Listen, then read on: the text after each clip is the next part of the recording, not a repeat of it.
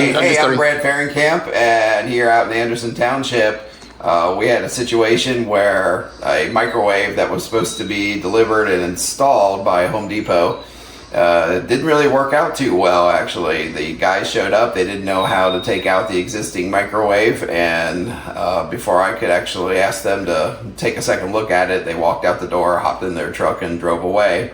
Called Home Depot and got Gabriel for his home improvement services. He immediately called me and said, hey, no problem, I'll come over. It's close to 10 o'clock at night and he's here right now on a weekday taking care of everything. I've got some family coming in very soon, so they will all be extremely happy that we have a new microwave that is actually functional and working. So we're really, really thankful for him coming out here at the time, and I would highly recommend him for anyone to do any services at your house. Take care.